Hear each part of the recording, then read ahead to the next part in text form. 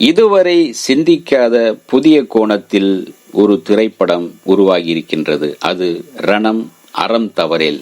உயிர் காக்கும் மருத்துவர்களும் சமூகத்தை காக்கும் காவலர்களும் அறம் தவறும் போது நிகழ்கின்ற விபரீதங்கள் என்னவாக இருக்கும் என்பதே படத்தின் மையப்புள்ளி.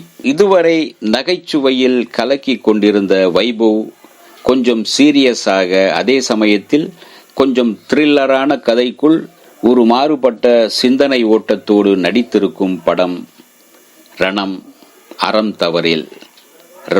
இந்த படம் வைபோவின் 25வது படம். அவர் கதைநாயகனாக நடிக்கும் 25வது படம். கிரைம் த்ரில்லர் ஜானர் படம் இது. வைபவ், நந்திதா சுவேதா, தான்யா ஹோப், சரஸ்வதி மேனன், சுரேஷ் சக்கரவர்த்தி மற்றும் பலர் நடித்துள்ளனர். நெக்ரோபிலியாக் என்கின்ற அரிய மற்றும் சட்டவிரோத உளவியல் பாதிப்புக்குள்ளானவன் வில்லன். கதாபாத்திரத்தில் உள்ள அந்த வில்லனின் குணம்.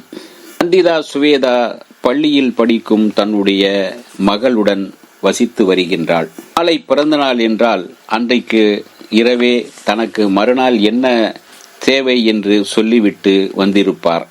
நாளை பிறந்த நாள் இருக்கும் சூழலில் பள்ளிக்கு செல்லும் நந்திதா சுவேதாவின் மகள் ஒரு விபத்துக்குள்ளாகி இறந்து போகின்றாள். ஆம்புலன்ஸில் ஏற்றப்படும் தன்னுடைய மகளை பணியாற்றும் மருத்துவமனைக்கு அனுப்ப சொல்கின்றார் நந்திதா.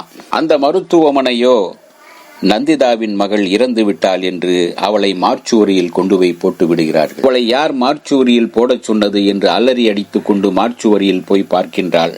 மகளுக்கு லேசாக மூச்சு வருகிறது. உடனே மகளை இழுத்துக்கொண்டு ஹாஸ்பிட்டல் மருத்துவமனை வாசலுக்கு வருகின்றார். டாக்டரும் அவளுடைய மனைவியும், இல்லை, அவள் இறந்து விட்டால், எங்களுக்கு தெரியும், இறந்து விட்டாள் என்கின்றாள். அப்போதுதான் அந்த மருத்துவமனையின் அயோக்கியத்தனம் தெரிகின்றது. அந்த மருத்துவமனையின் மார்ச்சுவரியில் நடக்கின்ற கொடூர செயலும் அயோக்கிய செயலும் தெரிகின்றது அவளுக்கு. எதிர்த்து குரல் கொடுக்கின்றாள் நந்திதா. போலீஸ் துணையுடன் அவர் கொல்லப்படுகின்றார். அதே சமயத்தில் அடுத்தடுத்து அந்த மருத்துவமனையில் உள்ள டாக்டர், அவருடைய மனைவி எல்லோரும் கொல்லப்படுகிறார்கள். இது எப்படி சாத்தியமானது?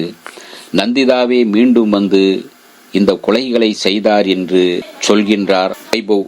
ஆனால் எப்படி அவர் மீண்டும் உயிர் பிழைத்தார், எப்படி பழி வாங்கினார் என்பதே மீதி கதை.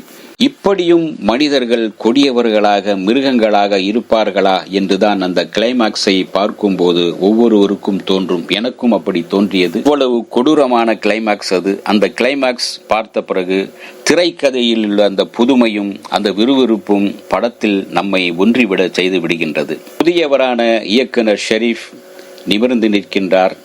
அருமையான திரைக்கதை, அளவான வசனங்கள், நன்றாக திரைக்கதை பேச வைக்கும் இந்த திரைப்படம் ரணம் அறம் தவறேல். பார்க்கலாம். இந்த வீடியோ உங்களுக்கு பிடிச்சிருந்தா லைக் பண்ணுங்க, ஷேர் பண்ணுங்க, கமெண்ட் பண்ணுங்க, சப்ஸ்கிரைப் பண்ணுங்க, மறக்காம பெல் ஐகானை கிளிக் பண்ணுங்க.